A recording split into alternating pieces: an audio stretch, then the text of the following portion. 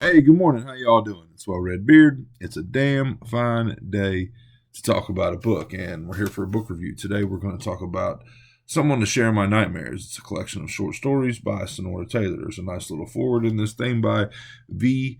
Castro. And this is my fifth read by Sonora. And I did Little Paranoias. This was my first one. Loved this book. Loved this collection of short stories. I'd read it in January of 2020. It was one of the first books that really I feel got Well Red Beard rolling as far as knowing what I wanted to do here with independent small press horror. Loved this book. I can't remember if I four and a half it what it was, but I know it was a hell of a short story collection. I did Wither. And this is like another short story collection. It's like four pieces, but Wither. Love the story Wither.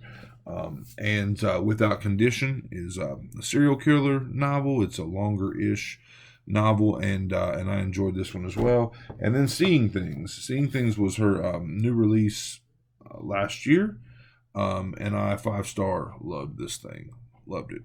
So I'm a big fan.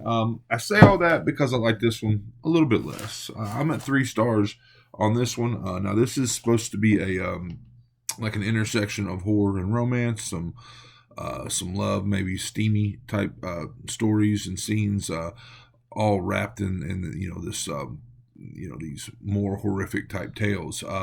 For me, again, I enjoyed it. I just didn't like love it, and the steamy bits were a lot quieter, calmer than I expected. I remember in Little Paranoias there was a story called Seed, and it's a post-apocalyptic story. And I remember there being some really steamy sex scenes in there, and I was like, oh shit, this is cool. And I think I even said something to the fact that Sonora really writes the steamy, hot bits really well. And so I kind of came into this with some anticipation, and I'm not saying I was let down, but just less than I expected. So, but cool stuff here. You've got a story about like finding forever love in the form of vampirism.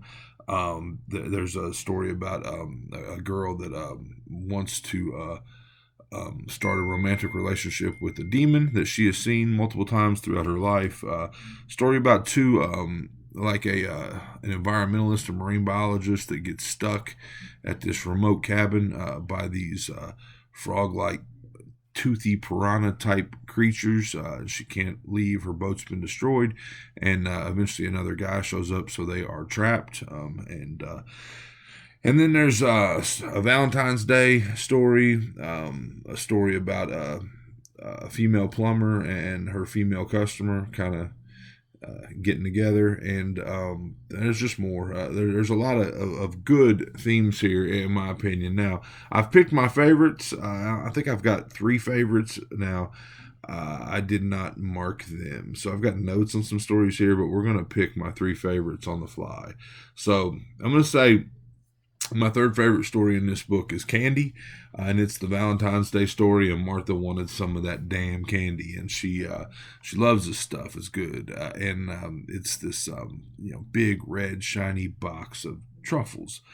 And last year she went to the local CVS and she bought it all up, every box, and it lasted her a while. Like she got almost to Halloween on that, but now we've rolled around to pre Valentine's Day again, and she's going to go get some more. And she gets there, and where the candy is usually stocked, it's not there. They've got the stuffed animals and the plastic flowers and there's candy, but the heart shaped Reese's cups and whatnot. But this particular box of chocolates is not there. It's not there. They don't have any of them, and she's getting really worked up about that. And then she sees a guy walking to the checkout with what appears to be the last box of this candy that she absolutely must have. I mean, this candy is to die for, or maybe it's to kill for.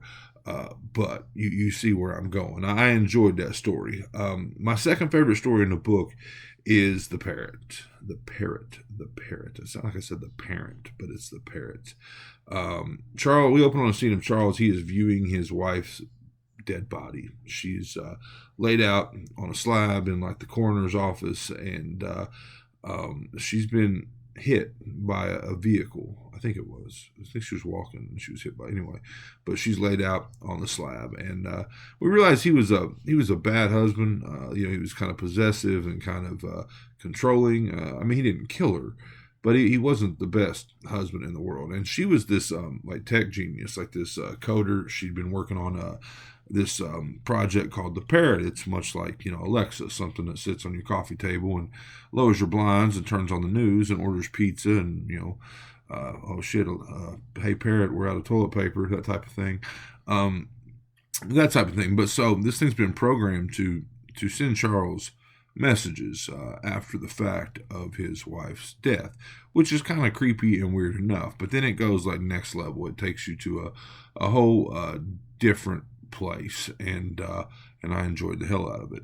My first favorite, probably the most humorous story in the book, I think, is Bump in the Night. And again, this is the one where a female plumber shows up to our female customer's house, and immediately we get into this like cheesy come on line type stuff, like what you would expect a man to, I don't know, you expect it from a man, and I know that's short sighted probably, but the customer's like, oh man, I really need my pipes cleaned.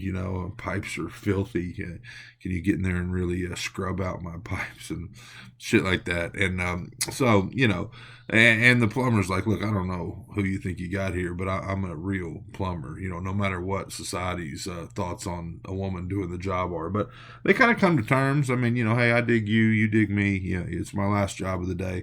But this plumber, she upset her previous customer. She did not do the job to the previous customer's expectations, and the previous customer was a powerful witch, and so she's manifesting, projecting all these things into the house that we're in right now. And we're talking, snakes from the toilet, flooding water, sewage, and silverfish and creatures, and all this stuff. And these two women are left to